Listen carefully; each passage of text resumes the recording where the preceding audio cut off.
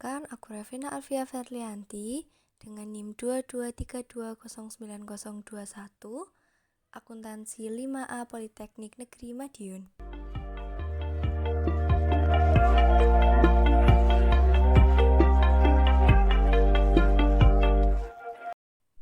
Akuntansi metode ekuitas adalah metode pencatatan investasi di mana perusahaan investor mempunyai pengaruh yang signifikan terhadap perusahaan yang diinvestasi, akan tetapi tidak mengendalikan perusahaan yang diinvestasi tersebut. Apabila perusahaan investor mampu mengaplikasikan kontrol terhadap perusahaan yang diinvestasi, maka pencatatannya menggunakan konsolidasi. Konsolidasi meliputi penggantian pos investasi metode ekuitas dengan neraca perusahaan yang diinvestasi, tempat di mana investasi tersebut terjadi. Maka dari itu, metode ekuitas terkadang disebut dengan konsolidasi satu baris atau one line consolidation. Nah, hal yang membedakan antara konsolidasi dan akuntansi ekuitas ini itu terletak di tingkat detail yang dilaporkan dalam laporan keuangan. Karena dalam proses konsolidasi tidak memengaruhi baik total ekuitas pemegang saham maupun laba bersih perusahaan investor. Untuk mempelajari lebih lanjut mengenai akuntansi metode ekuitas, di sini ada contoh komposisi modal PT Suparma per 31 Desember 2023, di mana di situ terdapat 5 bagian. Yang pertama adalah PT Gloria Jaya Gembita dengan persentase 31,48%, kemudian PT Wahana Bumi Indonesia yaitu 25%, lalu Catai Utima Investment Pta Ltd 18,01%, selanjutnya PT Sari Bumi Indo Power 17,88%, dan yang terbagi di masyarakat umum ada 7,63%. Berdasarkan diagram tersebut dan persentase dari masing-masing bagian, maka untuk PT Gloria Jaya Gembita, karena di antara range 20 sampai 50%, maka disarankan menggunakan metode akuntansi ekuitas. Begitu pula dengan perusahaan Wahana Bumi Indonesia dengan persentase 25%. Selanjutnya adalah mekanisme metode ekuitas. Untuk mempelajari lebih lanjut mengenai mekanisme ini, di sini saya ada contoh soal, yaitu PTA membeli 30% saham PTX sebesar 600 juta pada tanggal 1 Januari 2024. Kemudian, pada tanggal 31 Maret 2024, PTX melaporkan laba sebesar 100 juta, serta pada tanggal 10 Juli 2024 membayar dividen sebesar 30 juta. Untuk pencatatannya, yang dilakukan oleh PTA 1 Januari 2024 untuk mencatat pencatatan pembelian investasi pada kas atau bank sebesar 600 juta. Selanjutnya, untuk mencatat proporsi kepemilikan laba tanggal 31 Maret 2024, jurnalnya investasi pada ekuitas dalam laba perusahaan investasi sebesar 30 juta. Hal ini karena persentase kepemilikan saham dikalikan dengan laba yang diperoleh. Jadi 30% kali 100 juta, hasilnya 30 juta.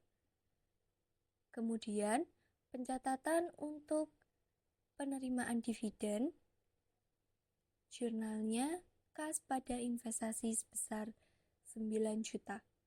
9 juta ini didapat dari persentase dikalikan dengan pembayaran dividen sebanyak 30 juta.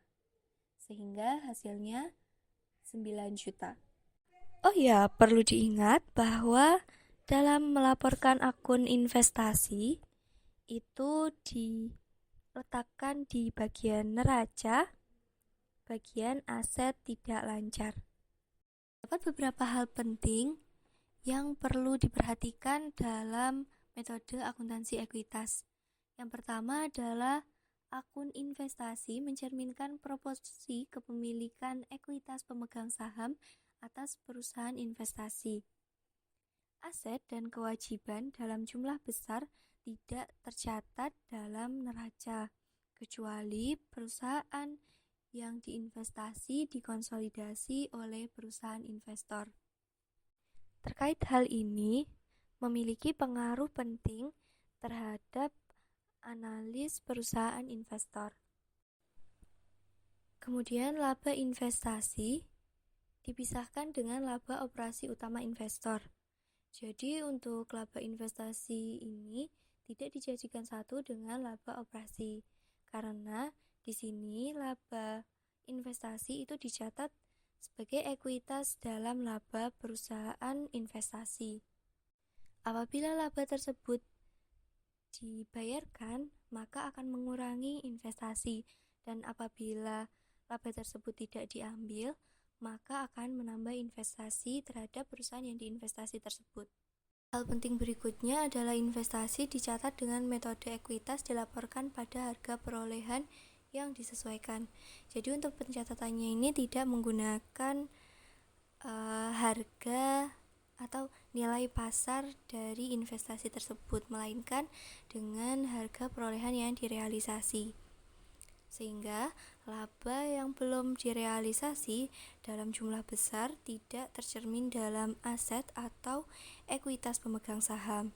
Kemudian kerugian nilai yang tidak bersifat sementara harus diakui sebagai penurunan nilai buku investasi, dan kerugian dicatat dalam laporan laba rugi. Yang keempat, investor harus menghentikan penggunaan metode akuntansi ekuitas apabila investasi menurun sampai ke nol. Hal ini mungkin dapat terjadi karena kerugian perusahaan yang diinvestasi dan tidak mencatat tambahan kerugian kecuali investor menjamin kewajiban perusahaan investasi atau sebaliknya berkomitmen untuk menyediakan dukungan keuangan lebih lanjut bagi perusahaan investasi. Metode akuntansi ekuitas ini akan berlanjut apabila seluruh defisit kumulatif telah terpulihkan kembali melalui laba perusahaan investasi. Yang kelima, apabila jumlah investasi awal melebihi proporsi kepemilikan atas nilai buku perusahaan yang diinvestasi, kelebihan tersebut dialokasikan pada aset berwujud dan tidak berwujud yang disusutkan atau diamortisasi selama masa manfaatnya. Kemudian, kelebihan yang tidak dialokasikan dengan cara ini diperlakukan sebagai goodwill dan tidak diamortisasi. Oke, masuk ke pembahasan yang pertama. Di sini ada pengakuan laba perusahaan investasi. Nah, dalam metode akuntansi ekuitas itu ada asumsi bahwa setiap rupiah yang dihasilkan oleh anak perusahaan setara dengan setiap rupiah yang dihasilkan untuk investor, walaupun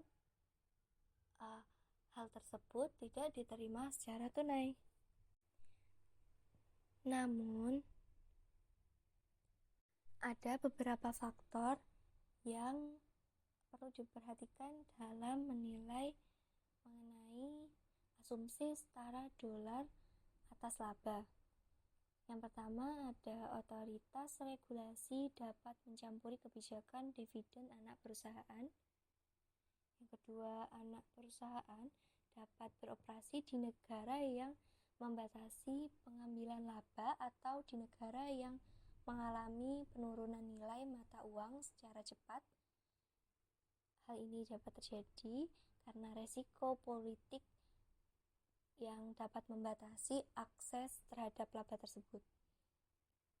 Dan yang keempat, pembatasan dividen dalam perjanjian pinjaman dapat membatasi akses terhadap laba. Yang terakhir, kehadiran kepemilikan minoritas yang stabil atau kuat dapat mengurangi pilihan induk perusahaan dalam penentuan dividen atau kebijakan lainnya. Oleh karenanya, analis harus memperhatikan betul-betul mengenai hal ini. Untuk implikasi selanjutnya, di sini ada investasi modal yang tidak diakui. Jadi seperti yang sudah saya jelaskan di awal tadi, bahwa akuntansi menggunakan metode ekuitas ini juga disebut dengan konsolidasi satu baris. Sebab akun investasi mencerminkan persentase kepemilikan investor atas ekuitas pemegang saham perusahaan yang diinvestasi tersebut. Namun, di balik saldo investasi itu terdapat aset dan kewajiban perusahaan yang diinvestasi.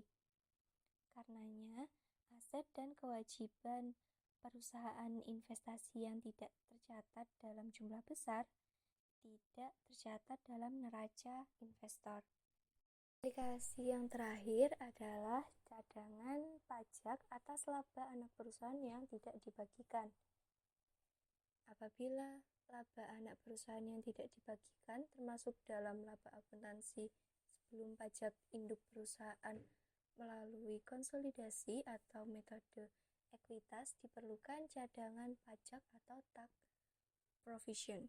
Untuk ketentuan mengenai cadangan ini bergantung pada tindakan dan tujuan induk perusahaan. Praktik saat ini mengasumsikan bahwa seluruh laba yang tidak dibagikan ditransfer ke induk perusahaan, sehingga cadangan pajak dibuat oleh induk perusahaan di tahun berjalan. Asumsi ini tidak berlaku apabila terdapat bukti bahwa anak perusahaan telah atau akan menginvestasikan laba yang tidak dibagikan secara permanen atau akan mengirimkan laba melalui likuidasi yang bebas biaya. Dalam analisis, seorang analis harus waspada bahwa keputusan perlu tidaknya cadangan pajak atas laba yang tidak dibagikan berada di tangan manajemen. Jadi, kesimpulan dari seluruh pembahasan ini itu merujuk pada metode akuntansi ekuitas. Itu adalah metode yang bisa dipilih oleh perusahaan apabila jumlah kepemilikan sahamnya itu 20-50%. Kemudian apabila melebihi itu dan memiliki kontrol atas perusahaan, maka perusahaan tersebut dapat menggunakan metode konsolidasi. Selanjutnya terdapat beberapa implikasi di mana seorang investor perlu untuk memperhatikan hal tersebut.